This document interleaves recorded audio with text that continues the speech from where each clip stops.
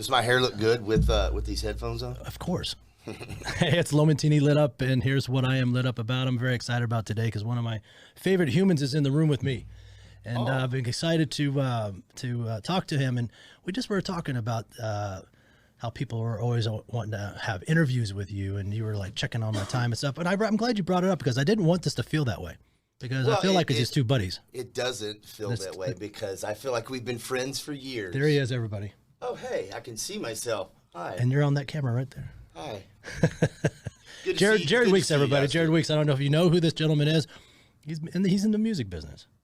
Saving Abel. I sing for a band called Saving Abel.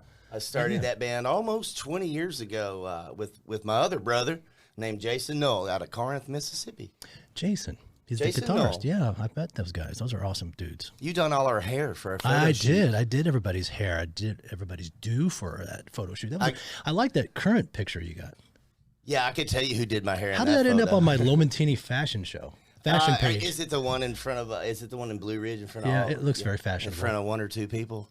No, that was in Blue Ridge. That was in Virginia, I think, or West Virginia. Looks like it's in some old mansion. Man, it was 35,000 people. Are you talking about the photo? The staged photo, like for your the Temple album? Live. Yeah, well, it was going to be our photo for our single "Baptize Me," but we haven't released it yet. So we kind of we're going to do a separate photo shoot for that our first single, but that was. A venue called Temple Live in Wichita, Kansas. It was an old Masonic lounge. That's where I'm from. You know, we get there in the morning, and when I wake up, we were like right next to the building. But I'm not sure if it was round, but they did have cool rooms in there. There was like the Egyptian room. Mm-hmm. There was an Egyptian room that we took some photos in, and what the room we were in, the picture we're talking about, it was these stained glass windows. Mm-hmm. I thought it looked beautiful, man. So was that just all? Did you have a professional photographer? Or was that they had a professional photographer there that night? Yeah, yeah. You know what? The reason I really cherish this relationship is because how it started. It didn't. I was wandering He was wandering downtown Franklin, looking like a bum, needing a haircut, and I was cutting hair at Classic Sports Barbershop. Yeah, I was. And you just walked in, and it was all black. I thought it was Johnny Cash Day. I lived about a mile and a half from there, and we just moved to town, and I was looking for a haircut, man. So I'm typical hair guy, and just asking questions, like getting to know my client that's in the chair. What do you do? He goes, oh, I'm in the music business. And it still did not register with me at all because I had no idea what his formal name was. Being in Nashville, everyone's in the music business, right? You know. I think it was his third time that I actually asked you who you play with. Like, oh, yeah, what band was that? Yeah. Saving Abel. I'm like, oh, Addicted. Oh. I'm so addicted. Oh, that was you? That would no way. What's that song about? My wife made me do an imitation of you. Hi, I'm Jared from Mississippi. Hi, I'm from Jared from Corinth, Mississippi. I love her. She's cool. Oh, she's the best part. From New York yet? Yeah, she was there in and out. Sweet. So while we're on that subject, tell us how you got into the music business. How did it unfold for you as a child? And because I love the fact when you always tell me you used to work at the movie theater. I did. Small town, Corinth, Mississippi. I think population at the time I was there was like 14,000, and we had a twin cinema, 2 screens. I was the manager of that place. I got to put the film on the manager, table. The MGR. Man, I'm telling you, dude. I was moving up, man. It was going to be my career. No, I got the job from my sister used to work there, and I needed a job. She's like, hey, I can get you a job here. But, yeah, so small town, started playing music. I got into it. Didn't really listen to a lot of rock and roll growing up in a Christian family. No secular type music. So, but once I got old enough to listen to it myself or sneak it around mom and dad. So was it rock and roll that kind of got you? Man, was there one band that just really I stuck absolutely out to? love rock and roll, and for me it was a trend of bands. It was a long list of bands. My first rock and roll show, I was 17 years old, and it was the Mid-South Fair, and it was Kenny Wayne Shepherd. Which is to this day still my favorite blues guitarist ever. Yeah, I was really heartbroken when I realized he didn't sing all of his songs. He doesn't. A guy named Noah Hunt is the singer in his band. I had no idea. I think it was you that broke my heart with that. Yeah. Well, I mean, the last album, maybe not the last album, but he does have a couple of albums where he does sing on them. Mm-hmm. He's got one song, "I Feel So Alive." It's freaking awesome. One of my favorites is "Blue on Black." "Blue on Black," obviously the Grammy Award-winning single. Did he sing it's that's I think a 25-year tour is coming up in January. He's coming to the Ryman. What was your first instrument? What'd you grab? Guitar? This is gonna sound funny. Have you ever heard of a piccolo? No, I'm just kidding. No. Growing up in church, my grandmother played piano, and my mother was choir director, and my uncle played the drums. So it was always easy access for me to get to my uncle's drums. So I started drumming, as a kid. I mean, I'm talking 10, 11 years old. My grandmother's up there playing, Amazing Grace or whatever, and I'm just over here doing the slow beats, Amazing Grace. Yeah. Check out this drum roll. I don't think I ever drum rolled, though. I think I was just a snare and hi-hat kind of guy, just learning, the 4 count. Could you get behind some drums now? Absolutely not. No. After I retired from drums at the age of 13, I just ended up, graduating to guitar. Basically, I had one of my friends in high school. His name was Kevin. Taught me how to play guitar, the G, C, D, E minor, and the first song I ever learned to play was obviously everyone's first song, Freebird. Because it's easy. It's like G, C, D, E minor, F, something like that. Pretty simple. Yeah, well, learning the chords, they're pretty simple chords. F was a hard chord. We had a great conversation about those guys. And Leonard Skinner? And how he would just come up with the song. He'd go out to the lake and went fishing and came back with, what song was that? I can't remember. Was it Freebird? No, it might have been Sweet Home Alabama. Yeah, he just went out fishing and came back with the song. Well, it was first written on the guitar, the rhythm. Yeah, and he came back and had the song completed or whatever. Well, since you're on there, I know we've talked about this before, but I know a lot of these people would love to know. There's a couple of different ways to go at writing a song. What is your approach? A lot of times, for me, it's a melody in my head first. I do search for lyrics all the time, and when they come to me, I do write them down. And then when I'm in the studio and we're going through melodies and guitar chords and riffs, a lot of times I take what naturally comes out and add those lyrics to the melody. But that's not how every song's written. Obviously, there's different ways of writing a song. Some say, just write a short poem of just about anything, and then go back over it, and obviously you can rhyme the words or figure out adjustments or cadences. I love cadences. Do you? Yeah, man, especially when I think of cadence, I'm thinking of football. Well, when I say cadences, it's more or less almost how Eminem raps. He does the da da da da da da da. Okay. So at cadence when you're singing, I enjoy doing that a lot. I gotcha. So it was one of my highlights of my life. He's coming in to get his haircut, and he's a little bit early, and he's walking through the parking lot. And says, "Hey, dude, want to come listen to some music?" And I got to go in Jared's car listening to some new singles they got put together. So. Oh, yeah, I forgot to tell you, man. I brought a little snippet of Baptize Me that management has approved that we could play. I should have told you that before I got here. We can Bluetooth it in. Can we? I think so. We'll figure it out. Hey, we'll do it right here live on the Lomentini podcast. How do you do it? How do you juggle on the road and a beautiful family? Well, to tell you the truth, I'm just now getting back into the process where it's becoming a little easier. I just rejoined Saving Abel last year, July 7th of last year. It's been a little over a year, so it has, obviously. I was gone for almost 8 years, about 7.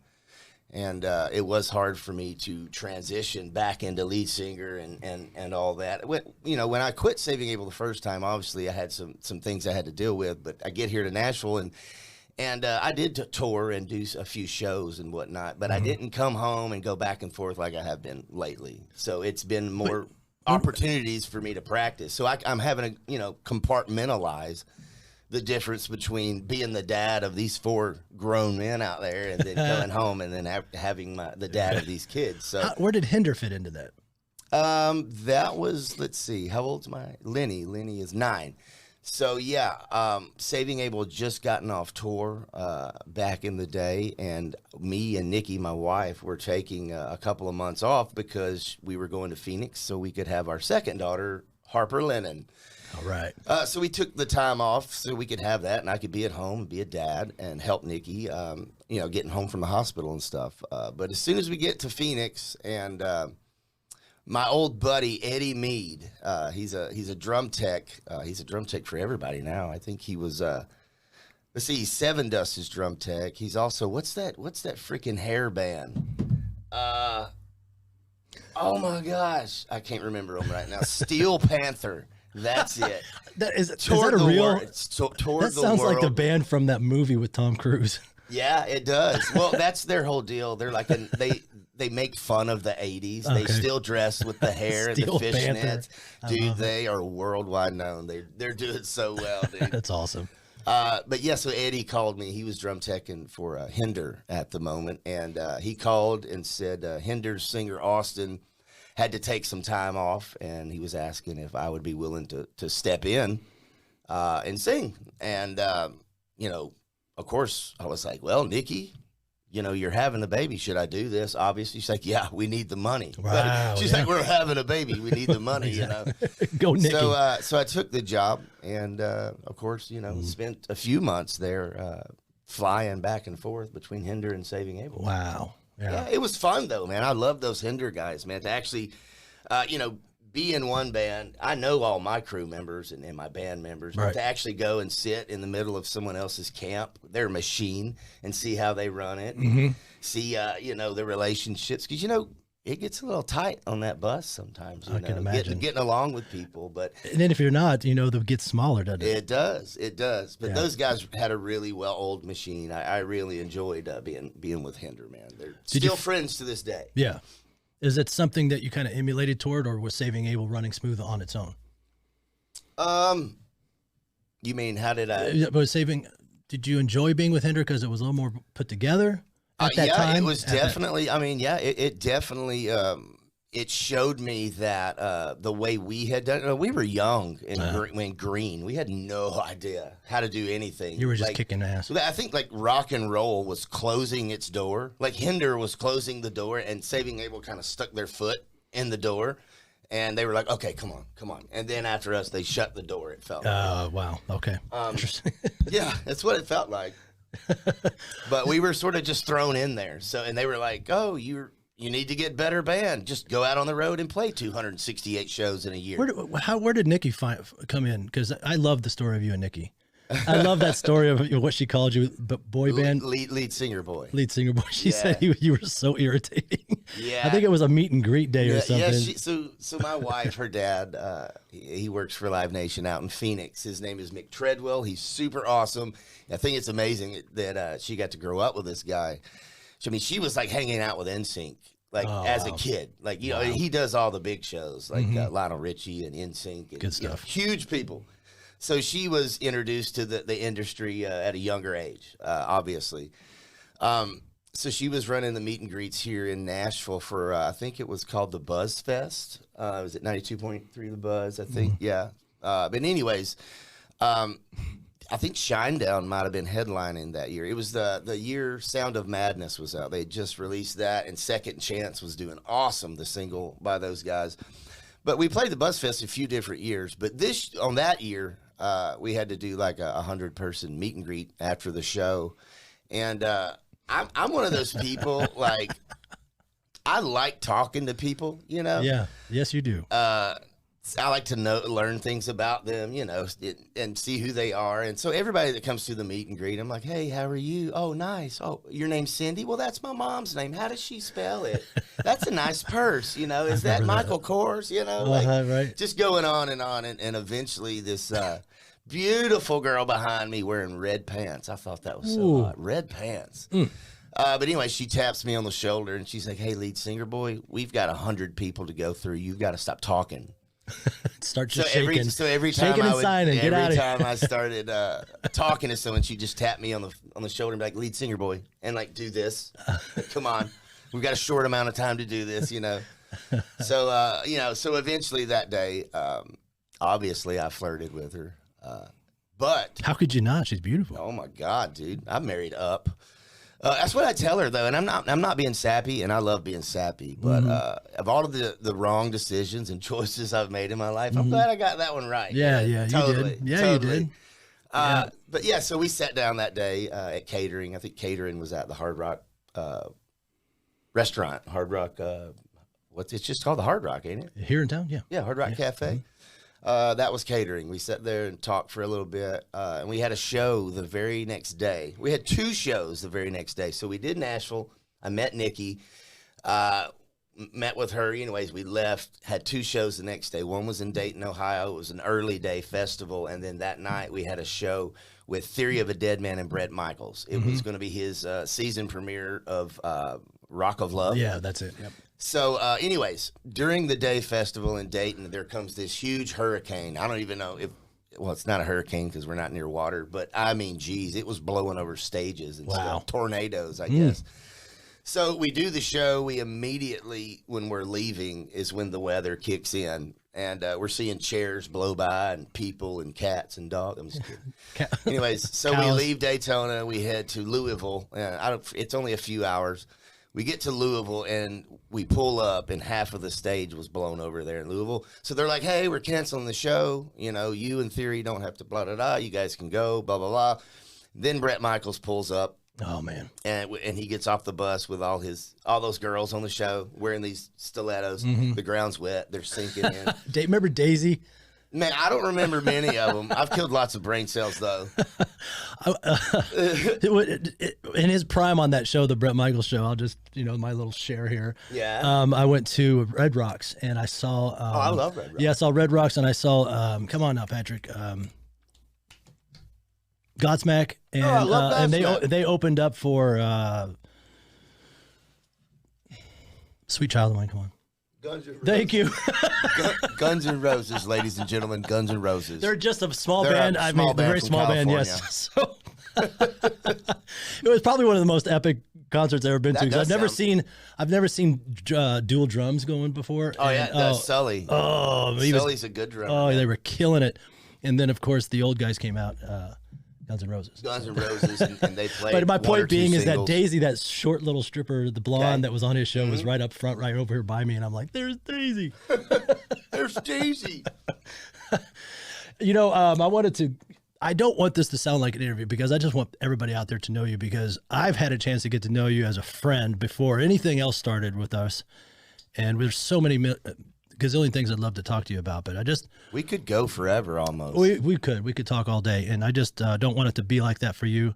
Well, we've had a good relationship. Yeah, man. and that's what I love about it because it started off so, for lack of a better, so pure and innocent. Oh man, yeah, it was. I mean, I walked in to get a haircut. I had no clue who you were, and what was that thing you said?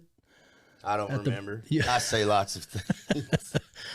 Okay, so one of the things I really enjoy about this guy is because his story is an amazing story. Because, let's say, I talk about sad stories all the time, and people that are rock bottom. And rock bottom is very subjective because my rock bottom is not going to be your rock bottom. Right, everybody has a different. Everybody has a rock bottom. Okay? Basically, it's that moment where you say, "Can't do this anymore." Right, and so some people never are able to get past the rock bottom and elevate themselves. So that just ends up being a sad story. Yeah. And your situation was you elevated. Look at you, man. You're healthy. You're young. You're handsome. If you were single and I was single, it'd be done. I don't know what they're so mad about. We figured it out. Yeah, exactly. But no, do you mind talking about that a little bit? No, I don't mind at all. I think it's pretty much clear to me now, what my mission is in life. I have a microphone, and I have some people that want to come to shows and listen. So I talk about this. But as far as, it's about mental health, really. That's the reason I had to leave Saving Abel back in the day. I was living life at volume 11, at such a young age. I was handed the keys to the kingdom at a pretty young age, and anything I wanted at any time. And I just didn't have the tools to live in a reality like that. Yeah. I wasn't prepared, so I ended up, getting lost in the drugs and the women and the lifestyle and the choices and the consequences. And, after a while, you just get burnt out on that stuff. But pills were my big thing, the opioids and the Oxycontin and stuff like that. It was really hard sometimes, waking up at 5 in the morning after getting in bed at 3 and being on Dallas Channel 5 News, playing 18 Days at 6 in the morning. The lead singer has to walk in there and be like, "Hey, how are you? Yeah, nice to meet you. Glad to be here. Who sings? Let's go." Yeah. And of course, the guitar players can walk in with glasses on, like hung over. You're the right. So I started doing drugs, started taking pills, and walking in and handling, self medicating. But it was around the Nickelback tour. Going to the merch table through the crowd of people, and people started grabbing and pulling things off of me. And, oh wow! Yeah, it was really wild. But I remember a couple of different times me like running away, screaming like a girl, and hiding under a stairwell. I looking back on it now, I see that it just probably that I know the things about me now. I was just over sensitive to the stimulation around me. That many people, that much noise, pulling, grabbing. I get kind of claustrophobic sometimes, Did it just add more fuel to the fire, and you're just like, give me started more, doing more drugs? give me more. Yeah. And then obviously it got to the point where I couldn't do it anymore. I was not happy, and I did not want to live that way anymore. So much that I gave up my baby. The one thing that I created with Jason from nothing, created it from nothing, and it gotten worldwide. We've traveled the world at this point, and it was just a point I couldn't live that way anymore. So obviously I had to take a break, and I came here to Nashville, and career didn't take off too well. Solo career, I did a country thing for a while, still did shows, but that's when I started drinking, and. So you had given up the pills. Yeah, I'd given up the pills, and obviously went about for a few years. I still drank on and off for a few years, but it never really was my thing. So I get here to Nashville, and obviously I can't take pills anymore, Right. And alcohol's everywhere. So right. I started drinking, and I started using it to deal with depression and things like that. And then it got to the point, where my wife, thank God, just looked at me. She's like, "Hey, babe, don't you think it's time?" So I went and checked myself into a place and detoxed off that. I went to... was it really that nice? Was she that nice about it? Yeah, she really was. She was really soft and sweet. Now this is after many and many nights of me yelling and screaming and not being a good drunk, basically. I was up to like a fifth of vodka a day. Yeah, man. And that's hard. And then you've got these munchkins running around, and you got a wife to take care of, and you're just like snapping. Yeah, it's definitely, thinking about it. It used to, almost make me want to cry. It's like, how much damage have I done? Right. But now, the best thing that keeps me going, one of the things that keeps me going, is that my daughters get to see every day me putting in the effort, me showing up, me being present, me enjoying the time I spend with them. Which daughter was at Kroger when I saw you the other day? That was Lenny, I think. That's what I thought. No, it was Coda, wasn't it? Is that Coda? Man, I don't know. I got 3 of them. I texted you. Lenny's gotten so big, and I'm like, I think that's not Lenny. Yeah, I think it was Lenny. Yeah, okay. I have to, dude. Honestly, that shows you how good of a friend I am. Honestly, man, I have to separate my time, with the kids sometimes. Like, Scout wanted to come to the grocery store with us, and I was like, nope, it's Daddy and Lenny time. Right. Yeah, you got to do that. Yeah. But I'm enjoying doing that stuff now. No, but see, go right back again to what I was talking about. Had you not had the right people around you. Absolutely. And that was one of the most important. Did you stop before you got back to saving Abel? Stop what, drinking? Mm-hmm. Absolutely. Yeah. I've been in February of this year will be almost 3 years. Absolutely, man. One day at a time is right. God, we've known each other that long. Wow. Well, yeah, it's been about 5-6 years, maybe 7. 5. Go. Wow. I don't know. Time just flying. It really does. But that's why I love it. It's a great story because you overcame. Absolutely. Yeah. I mean, you're healthy. You got a beautiful family. Got a gorgeous house. You guys totally redid it, didn't you? Yeah, we just redid our entire house, man. And we did it all in 1 month. Like new windows, new siding, new flooring.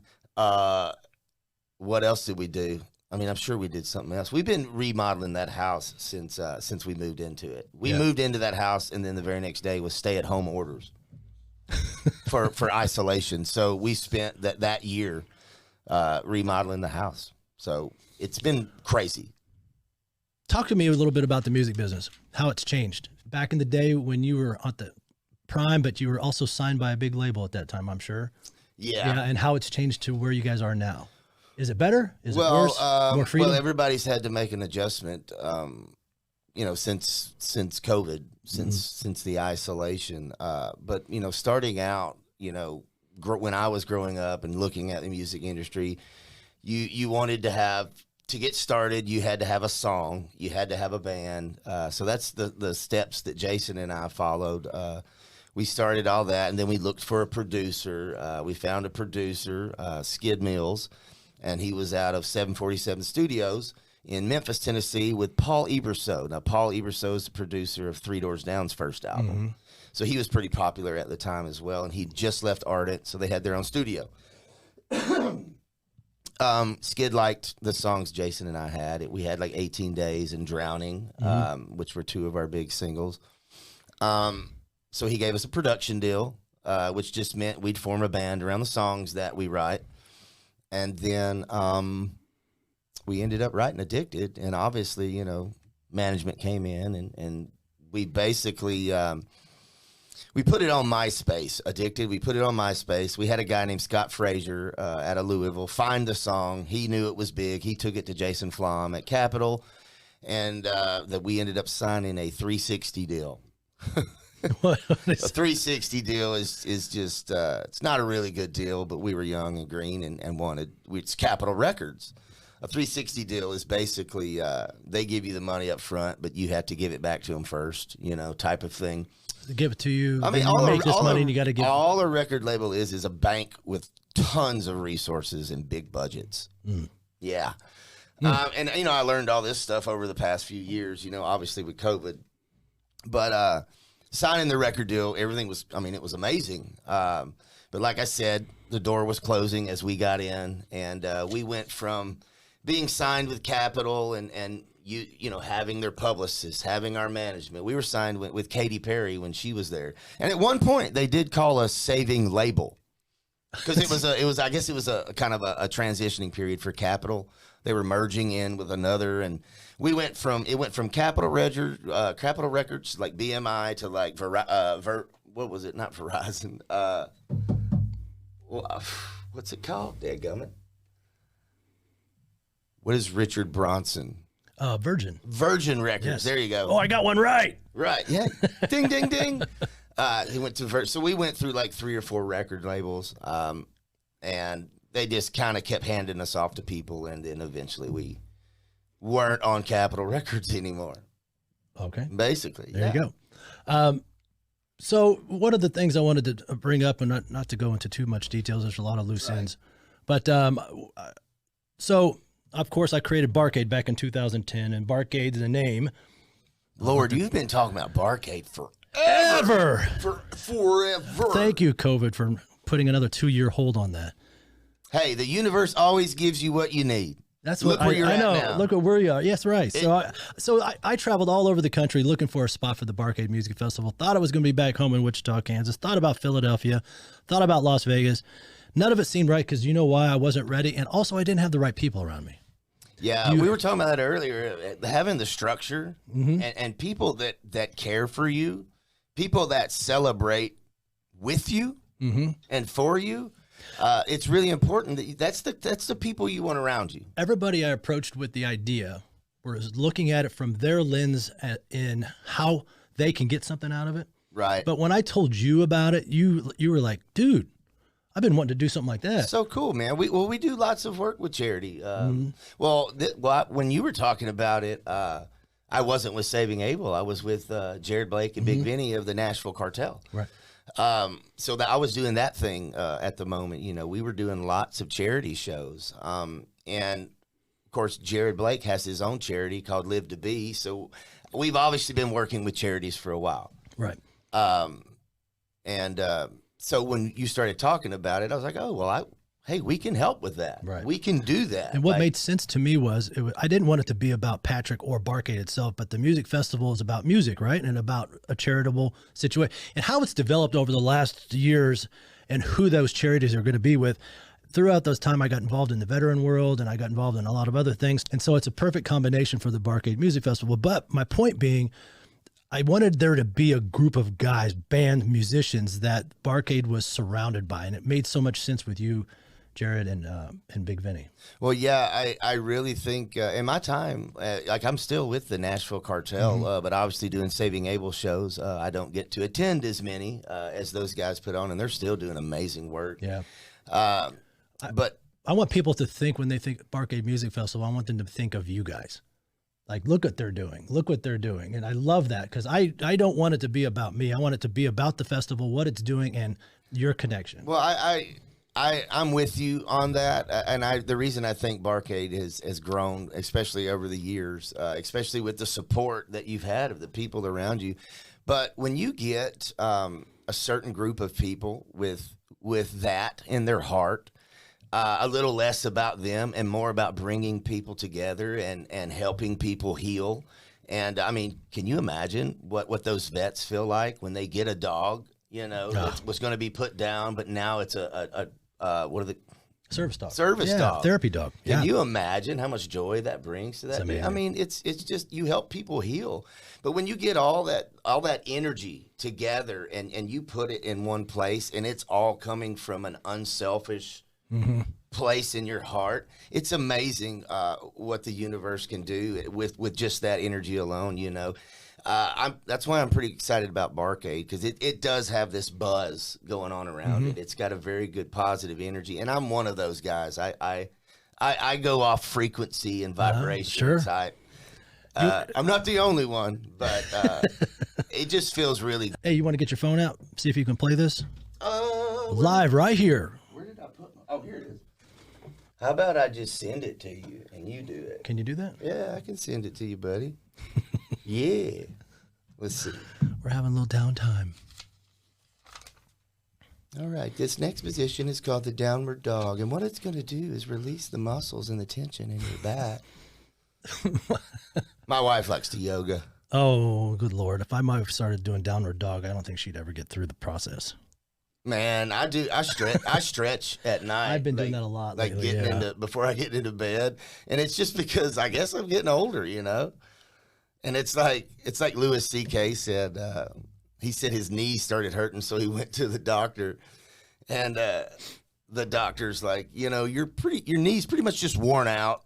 And he's like, all right, well, what can I do? He's like, well, here's some stretches and da-da-da. And he's like, all right, cool. Well, how long do I do these stretches before my knee's better? And he said he just looks at him and goes, no, you pretty much just do them from now on. It's what you do. It's over. You want to talk to me about this song? What are we listening to? This is the first single, and this is the first time it's ever, good for you guys. You're tuning in. This is big news, guys. You ready? Let's see if this thing works. So this is our first single. It's called Baptize Me. Obviously, this song it was written coming from me actually taking back my life. I spent many years, as I said, learning how to figure out myself and therapy and all that stuff, mental health, and coming back, taking my life back. And basically, that's what I wrote it about. Let's check it out. You guys ready? Let's do it. Baptize me in the water, wash me and I won't forget. Baptize me in the water, the fire ain't burned me yet. Coming up from the bottom,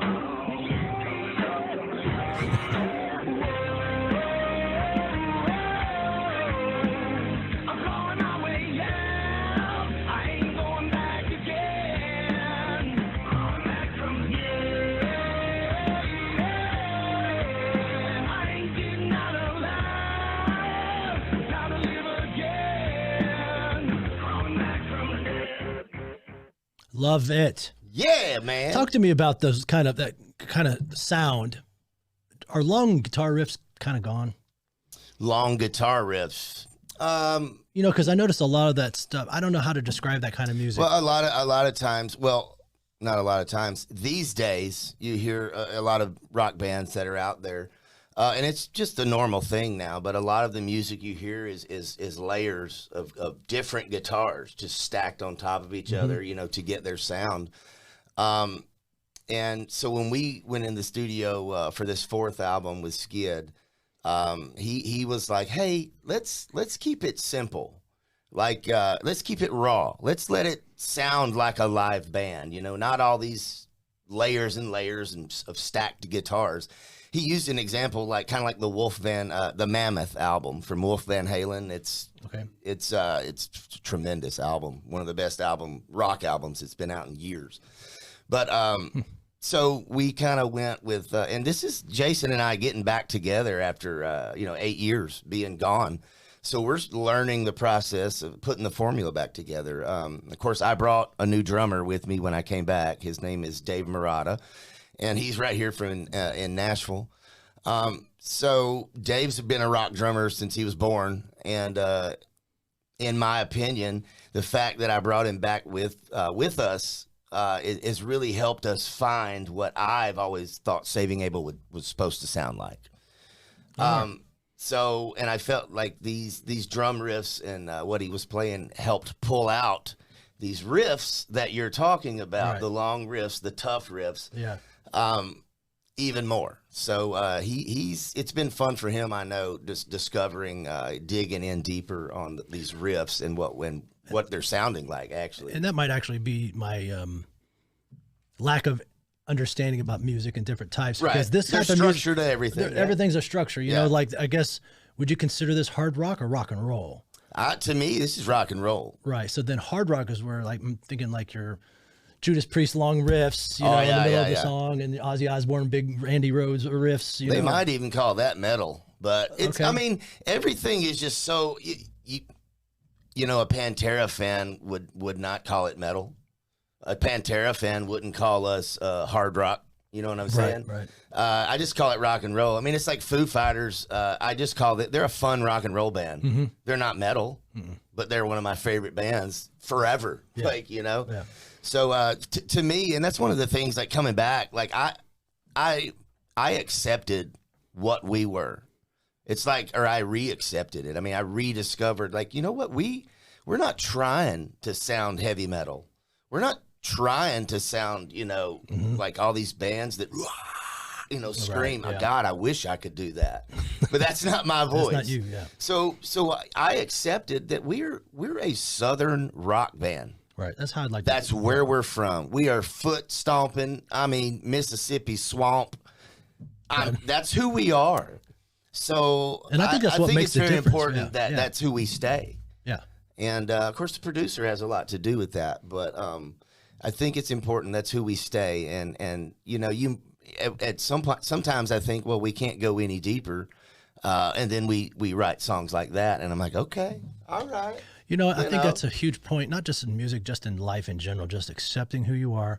Dealing with that, and dealing with the cars. Of course, I was going through this stuff personally as I was rejoining Saving Abel. Like, the whole isolation year, you know, it messed a lot of people up, especially addicts like myself, you know.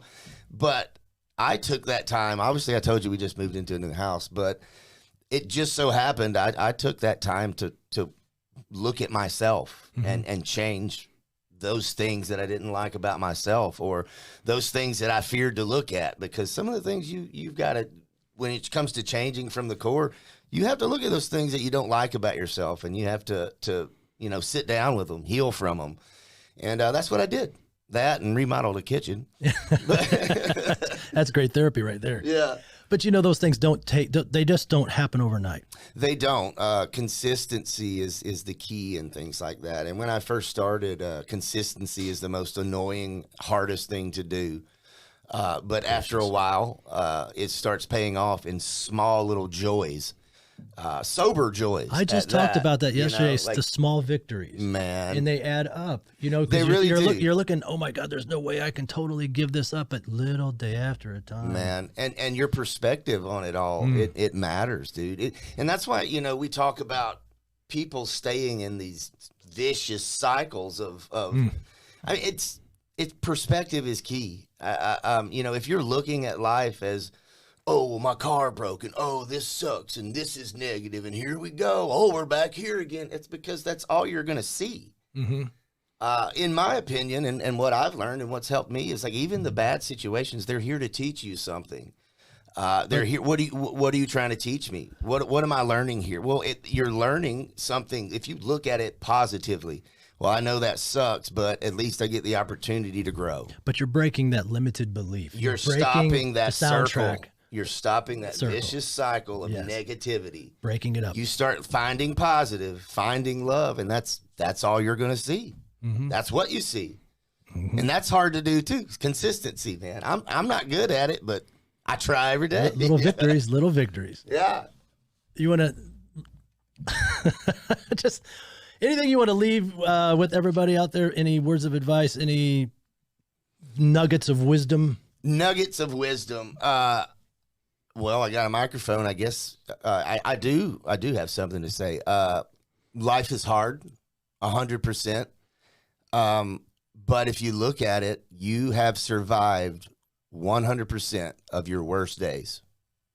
Every single one of them you have survived. So you're still batting 1,000. Look at it that way. You're tougher and you're stronger. Keep pushing. That's it. Good stuff. Shall we leave everybody with the song one more time? Yeah, go for Let's it, man. do it. You want to introduce the song one more time for those who have not been listening? Yeah, this is our first single. That's a little snippet of our first single off the new Saving Abel album. It's called Baptize Me. Baptize me in the water, wash me and I won't forget. Baptize me in the water, the fire ain't burned me yet. Coming up from the bottom, coming up from the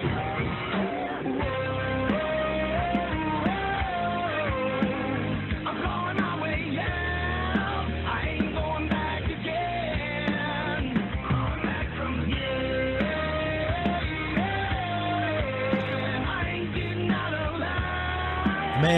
The man, Jared Weeks.